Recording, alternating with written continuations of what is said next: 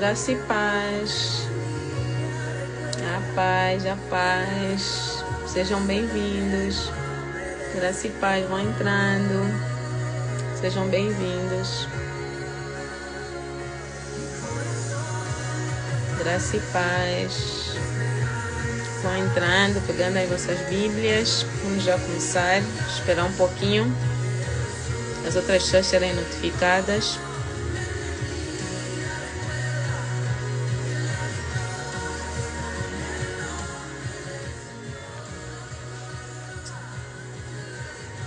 A paz, a paz. Sejam bem-vindos, bem-vindas.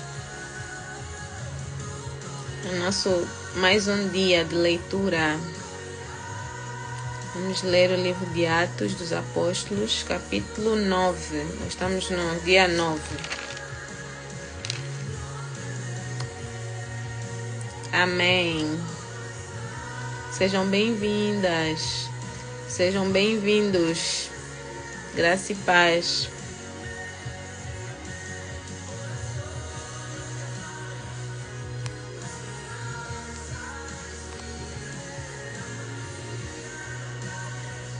Vamos esperar os nossos 2 minutinhos, 3, para mais pessoas serem notificadas. O Insta sempre demora um bocadinho, né, a notificar as pessoas. Então me dá um tempinho. Se ainda não está aí com a tua Bíblia, já vai pegar, já vai buscar e abre o livro de Atos, Atos dos Apóstolos, capítulo 9. É o que vamos ler hoje. Ontem lemos o 8, hoje vamos ler o 9. Atos, livro escrito pelo Lucas. Amém. Mais um minuto e começamos. Baixar um bocadinho o som. Daqui a pouco vamos ficar com esse som de fundo. Enquanto as pessoas vão chegando. Como é que foi o vosso dia? Como é que foi a vossa quinta-feira?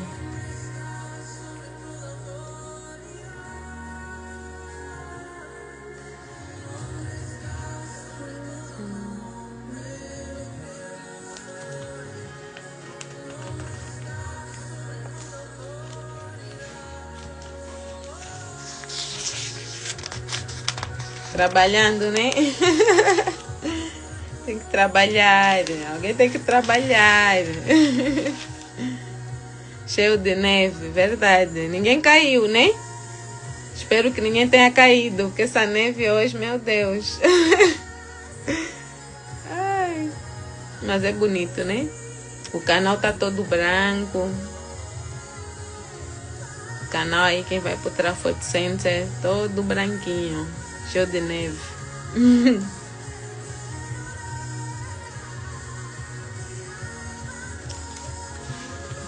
As crianças é que gostam. Gostam da neve. Só mesmo bonito pela janela, né? Dentro de casa, no quentinho, aprecias a neve lá fora. Tiram umas fotos. Só isso. Agora esperar o base, né? Esperar o autocarro. Ficar tempo na paragem. Não tá fácil. Ai. Essa neve, esse frio. É bonito de ver na janela.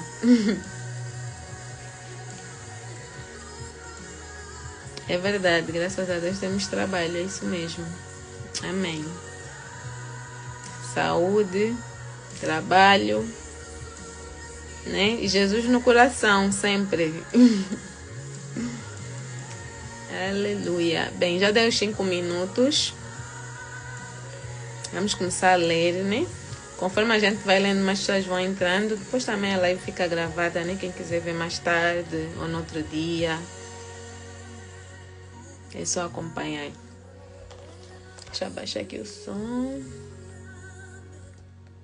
Para não atrapalhar aqui a leitura e vocês também de ouvirem. Então, no livro de Atos dos Apóstolos, capítulo 9... Vamos ler sobre a conversão de Saulo. Ontem já expliquei, né, que Saulo é que se tornou o apóstolo Paulo, o famoso apóstolo Paulo. Antes ele era chamado, né, de Saulo. Então diz assim: enquanto isso, Paulo ainda respirava ameaças de morte. Só um minuto. Agora dá aqui a publicidade. Com o louvor já atrapalha um pouco, muito alto. Mas a publicidade, acho que o som tá bom assim. Deixa eu começar de novo. Desculpem. Então, enquanto isso, Saulo ainda respirava ameaças de morte contra os discípulos do Senhor. Dirigindo-se ao sumo sacerdote, pediu-lhe cartas para as sinagogas de Damasco, de maneira que, caso encontrasse ali homens ou mulheres que pertencessem ao caminho, pudesse levá-los presos para Jerusalém. Como nós ouvimos ontem, né? Paulo era, antes de se tornar o apóstolo Paulo, era Saulo e era perseguidor dos cristãos. Todos aqueles que estavam a se converter ao cristianismo, né? Todos aqueles que estavam a seguir as doutrinas de Jesus, ele começou a perseguir, porque ele era judeu, né? Não queria acreditar naquilo que Jesus, né? Como sabemos que tinha aquele grupo que não acreditavam que Jesus era filho de Deus, então ele também fazia parte desse grupo que não acreditava e não aceitava. Então começou a perseguir todos aqueles que falassem, né? Que acreditavam em Jesus como sendo Senhor, como sendo o Filho de Deus, né? E Salvador, Nosso Senhor e Salvador. Então ele começou a perseguir. Aí ele foi pedir essas cartas que é para ter autorização para matar mesmo. Então, e aqui diz, né? Ali, caso encontrasse ali homens ou mulheres que pertencessem ao caminho. O caminho, o que quer dizer? O caminho era o nome que eles davam aos cristãos. Ao invés de falar os cristãos ou falar os seguidores de Cristo, eles falavam os seguidores do caminho ou os do caminho. É assim que, né? Porque Jesus é o caminho, a verdade e a vida. Então eles pegaram no caminho, né? Que é Jesus, vamos assim dizer, e começaram a dizer os do caminho, os do caminho. Então perseguiam os do caminho. Então diz assim, para que pudesse levá-los presos para Jerusalém. Em sua viagem, quando se aproximava de Damasco, de repente brilhou ao seu redor uma luz vinda do céu. Ele caiu por terra e ouviu uma voz que lhe dizia: Saulo, Saulo, por que você me persegue? Saulo perguntou: Quem és tu, Senhor? Ele respondeu: Eu sou Jesus, a quem você persegue. Levante-se, entre na cidade, alguém lhe dirá o que você deve fazer. Os homens que viajavam com Saulo pararam emudecidos, ouviam a voz, mas não viam ninguém. Saulo levantou-se do chão e, abrindo os olhos, não conseguia ver nada. E os homens o levaram pela mão até Damasco. Por 3 dias ele esteve cego, não comeu nem bebeu. Em Damasco havia um discípulo chamado Ananias. O Senhor o chamou numa visão. Ananias, eis-me aqui, Senhor, respondeu ele. O Senhor lhe disse: vá à casa de Judas, na rua chamada direita, e pergunte por um homem de Tarso chamado desculpa. chamado Saulo. Perdi. Ai. O Senhor lhe disse: vá à casa de Judas, na rua chamada direita, e pergunte por um homem de Tarso chamado Saulo. Ele está orando. Numa visão, viu um homem chamado Ananias chegar e impor-lhe as mãos para que voltasse a ver. Respondeu Ananias: Senhor, tenho ouvido muita coisa a respeito desse homem e de todo o mal que ele tem feito aos seus santos em Jerusalém. Ele chegou aqui com autorização dos chefes dos sacerdotes para prender todos os que invocam o teu nome. Mas o Senhor disse a Ananias: vá, este homem é meu instrumento escolhido para levar o meu nome perante os gentios e seus reis, e perante o povo de Israel.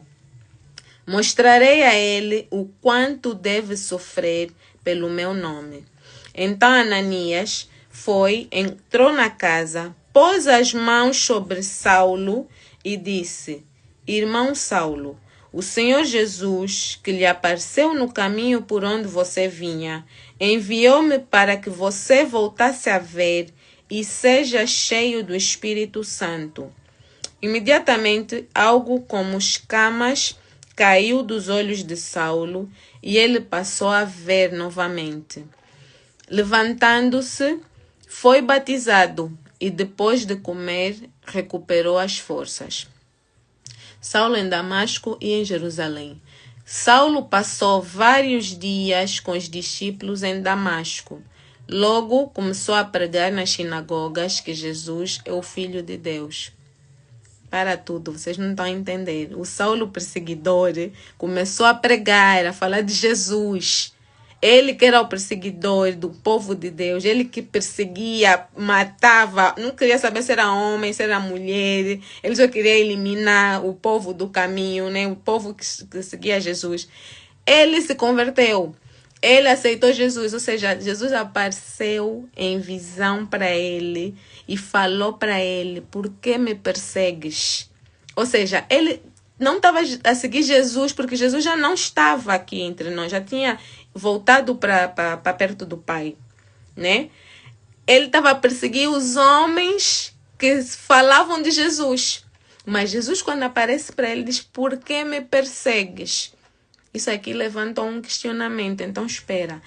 Quer dizer que quando nós perseguimos um homem de Deus, ou quando alguém nos persegue, sendo filhos de Deus, sendo discípulos de Jesus aqui na terra, estamos aqui a pregar o Evangelho, e alguém se levanta contra nós, está a perseguir Jesus. Essa pessoa não está a atacar a nós, está a atacar Jesus. É o que eu entendi aqui. É o que essa palavra aqui está a me mostrar. Jesus se levantou e apareceu para ele e disse: por que me persegues? Aquela luz toda, ele fica cego, durante 3 dias não come, não bebe, ficou ali em estado de choque. Peraí, como é que esse Jesus que esses dizem que é Deus, agora apareceu para mim, então é verdade? Imagina o choque dele, né? Mas Deus é bom. Deus afinal tinha um plano para ele. Jesus tinha um plano para ele, orientou Ananias, que é para ir ter com ele e impor as mãos. Mais uma vez estamos a falar sobre a imposição de mãos, né? O quão importante é. Um homem ungido do Senhor veio, colocou as mãos sobre ele, ele voltou a ver, ele recebeu o Espírito Santo, né? Quando nós recebemos o Espírito Santo, começamos a ter entendimento. Aquilo que nós não entendíamos, começamos a entender. Aquilo que nós líamos na Bíblia e ficava tipo: meu Deus, a Bíblia nunca entendi, mas agora começo a entender. O que é que se passa? É o Espírito Santo em nós, porque o Espírito Santo é que nos dá entendimento do que é espiritual, porque nós somos espirituais. Nós não somos só esse corpo que está aqui. Não. Nós não somos só esse corpo, nós somos alma, somos espírito, nós viemos do Pai. Então, o nosso espírito está conectado com o Espírito de Deus. Ou seja, a partir do momento que você recebe o Espírito Santo começa a falar no teu espírito. Ou seja, o teu espírito ganha vida e começa a perceber as coisas de Deus. Então, quando você não tem o Espírito Santo, se até hoje você não entendia nada sobre Deus, você agora vai entender, porque você vai receber o Espírito Santo em nome de Jesus. Eu declaro que você vai receber o Espírito Santo para que os teus olhos abram. A escama, a mesma escama que Saulo tinha, se você tem, você vai cair hoje, a partir de hoje, em nome de Jesus, e os teus olhos espirituais passam a ser abertos para entender as verdades do Senhor, para entender aquilo que Deus tem para ti, para entender o que Deus fala na Bíblia, nesse famoso livro que nós só ouvíamos ouvíamos falar desde criança, a Bíblia. Agora vamos começar a entender. Porque é o Espírito Santo que nos dá entendimento. E aqui nós lemos que ele recebeu, né? Saulo recebeu o Espírito Santo. Vou ler outra vez. Saulo passou vários dias com os discípulos em Damasco. Logo começou a pregar nas sinagogas que Jesus é o Filho de Deus. Todos os que ouviam ficavam perplexos e perguntavam: não é ele o homem que procurava destruir em Jerusalém aqueles que invocavam esse nome? E não veio para cá justamente para levá-los presos aos chefes dos sacerdotes. Todavia, Paulo se fortalecia cada vez mais e confundia os judeus que viviam em Damasco, demonstrando que Jesus é o Cristo. Meu Deus! Decorridos muitos dias, os judeus decidiram de comum acordo matá-lo. Mas Saulo ficou sabendo do plano deles. Dia e noite, eles vigiavam as portas da cidade a fim de matá-lo. Mas os seus discípulos o levaram de noite e o fizeram descer num cesto, através de uma abertura na muralha. Quando chegou a Jerusalém, tentou reunir-se aos discípulos, mas todos estavam com medo dele. Não acreditavam que fosse realmente um discípulo. Então Barnabé o levou aos apóstolos e lhes contou como no caminho Saulo vira o Senhor, que lhe falara, e como em Damasco ele havia pregado corajosamente em nome de Jesus. Aqui para explicar o seguinte, aquela visão, quando Jesus aparece para Saulo, ele estava em Damasco.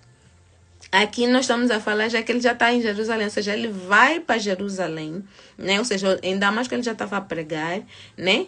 Aí quando ele vai para Jerusalém, os apóstolos que estavam lá já sabiam da fama do Saulo, assassino do... Não pode falar essa palavra, né? Do assassino dos seguidores de Cristo. Então já tinham medo.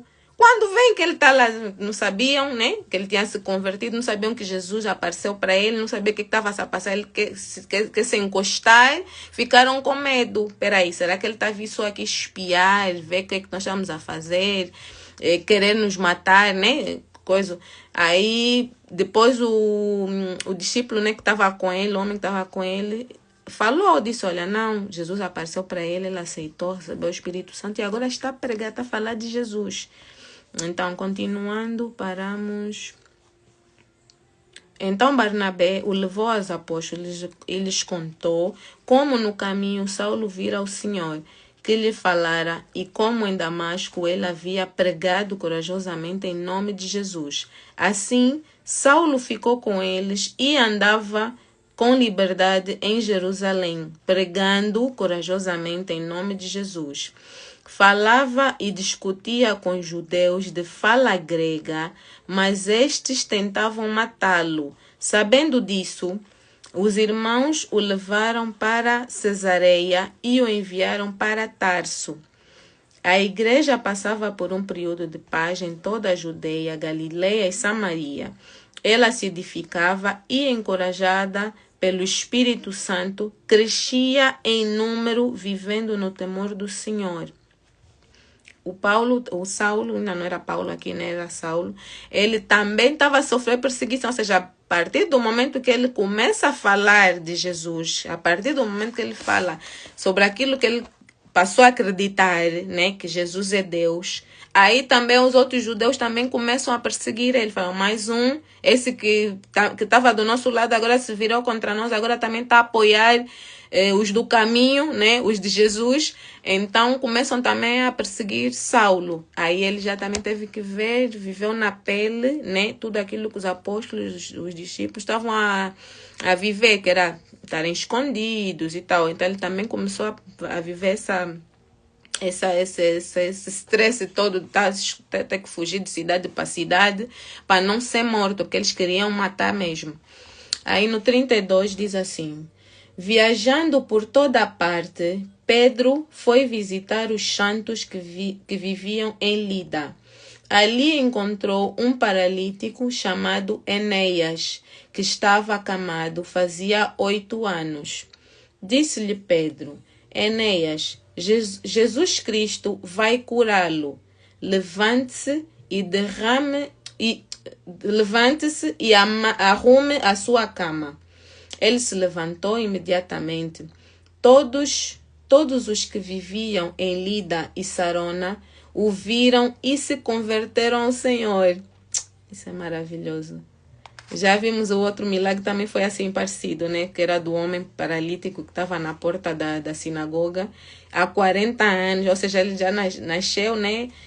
Não sei qual é a deficiência que ele tinha, mas desde a nascença, a Bíblia diz que desde a nascença que ele era paralítico e Pedro e João mandaram ele levantar. Levantou, começou a andar e as pessoas começaram também, aquilo gerou muita conversão, porque as pessoas viram um milagre. Agora aqui estamos a ler um outro milagre, um outro homem que também precisava de cura. Pedro também lhe dá a palavra de cura. Ele foi curado em nome de Jesus e todos os que viviam em Lida e Sarona o viram e se converteram ao Senhor. Em Jope havia uma discípula chamada Tabita, que em grego é Dorcas, que se dedicava a praticar boas obras e dar esmolas. Naqueles dias, ela ficou doente e morreu, e seu corpo foi lavado e colocado num quarto do andar superior. Lida ficava perto de Jope, e quando os discípulos ouviram falar que Pedro estava em Lida, mandaram-lhe 2 homens dizer-lhe, não se demore em vir até nós. Pedro foi com eles e quando chegou, foi levado para o quarto do andar superior. Todas as viúvas o rodearam, chorando e mostrando-lhe os vestidos e outras roupas que Dorcas tinha feito quando ainda estava com elas. Pedro mandou que todos saíssem do quarto. Depois ajoelhou-se e orou. Voltando-se para a mulher morta, disse: Tabita, levante-se. Ela abriu os olhos e, vendo Pedro, sentou-se. Tomando-a pela mão, ajudou-a a pôr-se em pé. Então, chamando os santos e as viúvas, apresentou-a viva. Este fato se tornou conhecido em toda a cidade de Jope e muitos creram no Senhor.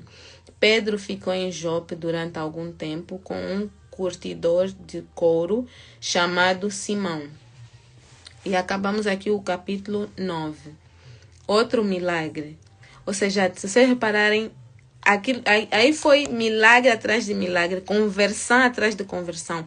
Por que tanto milagre? Jesus já tinha dito aos apóstolos que eles iriam fazer milagres, eles iam expulsar demônios, que eles fariam coisas maiores que Jesus fez. Ou seja, Jesus fez tanto milagre, fez tanta cura, tanta libertação, e ainda assim disse que esses homens iriam fazer mais. Ou seja, não só esses homens, vocês têm que entender, ou nós temos que entender, que isso não se aplica só aos apóstolos. Os apóstolos morreram e agora tudo acabou. Não, isso continua até os dias de hoje. Mas nós temos que crer.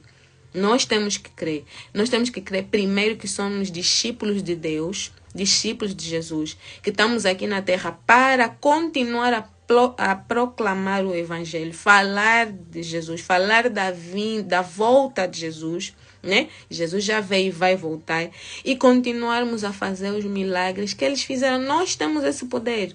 Nós temos, em nome de Jesus. Nós sozinhos, tipo, eu, Mara, não posso nada. Nada. Não sei nada. Mas em nome de Jesus eu posso todas as coisas, porque eu posso tudo naquele que crê, né? Ou seja, a palavra de Deus que podemos todas as coisas naquele que crê. Todo que crê pode todas as coisas em Cristo Jesus, né? Então nós temos que crer. Esse é o segredo. Então, esse milagre foi um milagre de ressurreição. Essa mulher estava morta. E Pedro fez um milagre, fez com que Pedro, em nome de Jesus, temos que entender isso. Não foi Pedro. Não é Pedro que, o Pedro tinha o poder. Não. É o Espírito Santo em Pedro. Em nome de Jesus, ele conseguiu, né? Ou Jesus fez com que essa mulher ressuscitasse. Então, essa mulher passou a viver. Esse milagre Deus já tinha feito. Jesus já tinha feito em outras ocasiões. E uma das ocasiões, Pedro presenciou. E essa parte que diz, né? Que Pedro mandou todo mundo sair. Jesus fez uma coisa parecida com uma menina, que acho que não estou errado, é a filha de Jairo, que também morreu. Jairo foi chamar Jesus, a miúda ainda estava doente, mas quando eles chegaram a casa, a miúda já estava morta. Jesus pediu que todos saíssem do quarto. Só ficou Jesus, Pedro e João. Então Pedro presenciou esse milagre. E aqui eu vejo que ele fez a mesma coisa, né? Usou o mesmo método, vamos assim dizer, de tirar todas as pessoas do quarto. O que eu entendi, que Jesus quando fez isso, entendi que foi mais ou menos o seguinte. Às vezes você vai fazer coisas que as outras pessoas não têm tanta fé, né? Vão duvidar.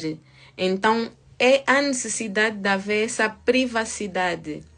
Há a necessidade de ter essa privacidade. Você crê, né? Por exemplo, Jesus queria que ia acontecer, então ele manteve só os 2 homens fiéis dele, que ele sabia que também estão na mesma fé que ele, que também acreditavam que ele iria fazer, porque eles já tinham visto Jesus a fazer outras vezes, outros milagres. Então Jesus manteve só aqueles 2 para estarem ali em intercessão, né? Estarem ali. Ou seja, você tem que criar aquele environment, aquela atmosfera de crença, para que as coisas também corram bem, né? Para que as coisas, o milagre flua com mais rapidez, vamos assim dizer, seja mais efetivo.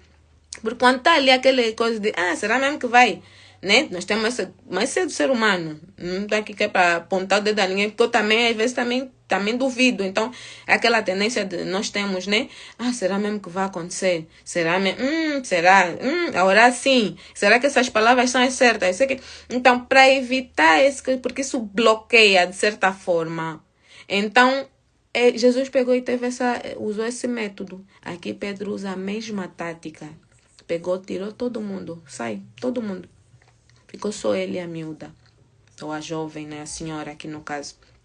E ela ressuscitou. E as pessoas viram. E cada vez que as pessoas vissem esse tipo de milagres acontecer, qualquer milagre gera crença. Porque nós temos a mania de só crer naquilo que vemos, né? Mas eu creio que é do ser humano. Eu creio que é uma limitação nossa. Nós não somos só espirituais, somos carnais, né? Primeiro somos carnais. Somos espirituais primeiro, mas enquanto nós não entendemos essa diferença, a gente é carnal, pensa mais pela carne, vai mais pela razão, né? Então temos essa dificuldade. Então foi isso que aconteceu. Então Pedro, né? Perdi o foco. Perdi o fio, como diz lá em Angola. Mas é isso, crer, temos que crer primeiro, né? Que é para as coisas, os milagres poderem acontecer de uma forma natural, sobrenatural. Natural não, tem que ser sobrenatural mesmo, porque milagre é coisa de Deus. Então é isso, aumentamos a nossa fé, né? Vamos voltar a falar, acho que até aqui, o que eu vejo mesmo, até aqui no capítulo 9 que estamos a ler, eu insisto em dizer fé. Porque até aqui eu vejo fé nesses homens, fé nas pessoas que viram, fé nas pessoas que testemunharam. Estava a dizer, pois agora me lembrei, estava a dizer que a multidão, né, começou a se converter porque estava a ver as coisas acontecerem, né? Estava a falar da limitação do ser humano. Então é isso, às vezes nós temos que ver mesmo para crer. Então quando Deus começa a gerar essas manifestações de milagres, é exatamente para mexer mesmo no nosso íntimo, vamos assim dizer, e começar a gerar em nós crença. É a partir daí que a pessoa se converte e começa a ver, não, acontece, então vou crer, se aconteceu com fulano também vou crer. Por isso é que é muito bom. E eu aconselho a vocês, eu faço isso, é uma prática que eu tenho, e eu aconselho a vocês também, que sempre que puderem, ponham um testemunho no YouTube. Procurar um testemunho de alguém que foi curado, de alguém que foi liberto, qualquer testemunho, porque o testemunho edifica, a mim, pelo menos eu vou te dizer, o testemunho cresce a minha fé de tal forma, eu às vezes estou assim, um dia assim mais abatida, assim, não digo desmoralizada, mas sem ânimo. Se eu puser um testemunho, a minha fé sai de 1 para 100, sobe mesmo o meu nível de fé, tipo um detox ou como é que se diz? Um suplemento para minha fé. Testemunho é muito bom, edifica muito, muito, muito, muito, muito, muito mesmo. Então eu aconselho, sempre vocês puderem, vão assistindo testemunhos, que é muito bom. E é isso, para o dia de hoje é tudo. Lemos o nosso capítulo 9. Amanhã vamos dar continuidade. Vamos ler o 10. E assim vamos dar continuidade da nossa leitura, ao nosso momento com o Senhor. Espero que vocês estejam a gostar, espero que vocês estejam a entender. É o que eu falei no início, não sou eu que explico, né? Que faço entender. Eu tento com as minhas forças, mas a minha força é limitada, é mesmo o Espírito Santo. Então eu entrego sempre o comando, a autoridade do Espírito Santo, que seja Ele a ministrar em nós. A mim, eu estou a ler, mas o Espírito Santo primeiro ministra em mim, que ministra em vocês, que o Espírito Santo nos dê entendimento, clareza das Escrituras, porque Ele é o autor desse livro. Então, o Espírito Santo é que faz as coisas. Então, mas eu espero que vocês estejam a entender realmente. Se não tiverem, põe aqui a dúvida, vamos aqui ver quem entendeu, o que é para explicar de outra maneira, coisa assim, contribuir de certa forma, né? Porque estamos aqui todos para crescer na fé, crescer em Jesus, né? E é isso. Tá tudo claro? Tem algum pedido de oração, alguma coisa, algo a acrescentar? Amém, amém. Aleluia. Vamos então orar, né? Fechem os olhos. Como eu digo sempre, quem pode, quem tiver a trabalhar, tiver a conduzir, né? Não pode fechar o olho. Mas quem pode, feche os seus olhos, que vamos fazer a nossa oração para entregar o dia. Amém? Pai Santo, Pai querido, Rei da Glória, graças te damos, Senhor, por mais um dia, Senhor, mais uma noite, Senhor, na Tua presença, Pai amado. Obrigado, Senhor, por nos conduzir até aqui, Senhor. Obrigado, Senhor, por falar aos nossos corações, Senhor.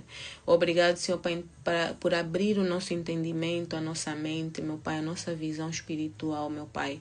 Obrigado, Senhor. Nós te pedimos que o Senhor continue a falar conosco, meu Pai. Fale conosco, meu Pai, ainda sobre essa palavra de hoje, Pai amado. Que essa palavra, meu Pai, venha a ruminar nos nossos corações, na nossa mente, Pai amado, para que possamos refletir e continuar refletindo sobre ela, Senhor. Em nome de Jesus, meu Pai, aumenta a nossa fé, Pai Santo. A nossa fé, meu Pai, é pequena, então nós cremos que se o Senhor aumentar, meu Pai, nós iremos ver e ouvir e fazer mais coisas e maravilhas em Teu nome, Senhor. Senhor, em nome de Jesus, Pai Santo, eu entrego a vida, a casa, a família, meu Pai, de cada pessoa aqui representada, Pai Santo, cada família aqui representada, Senhor. Eu te peço que o Senhor mande os Teus anjos, dê ordem aos Teus anjos, Senhor, para guardar, proteger, guiar, meu Pai, cada tua filha aqui presente, cada filho teu aqui presente, Pai Santo. Instrua, meu Pai, na tua palavra, meu Pai, continua a dar sabedoria, meu Pai, continua a dar discernimento, meu Pai, continua a dar providência, meu Pai, que nada falte na mesa dessa pessoa, Senhor. Em nome de Jesus, Pai Santo, que a tua bendita mão esteja sobre a vida dessa pessoa, meu Pai, desse teu filho, tua filha, meu Pai. A tua proteção, meu Pai, que o Senhor nos guarde debaixo das tuas asas, Senhor. Nós te pedimos, meu Pai, entregamos essa noite nas tuas mãos, te agradecendo, glorificando o teu nome, em nome de Jesus. Assim oramos. Amém, amém e amém. Aleluia. Bendito seja o Senhor que fez mais um dia para nós e nos dá a graça de estarmos aqui juntos, aprendemos mais dele, ouvir mais dele. Amém. Fiquem todos na paz de Cristo. Uma noite feliz, um dia feliz, uma tarde feliz. Para quem está tarde, tem pessoas a ver em diferentes horários. Então é isso. Fiquem com Deus. Um beijo grande. Beijo.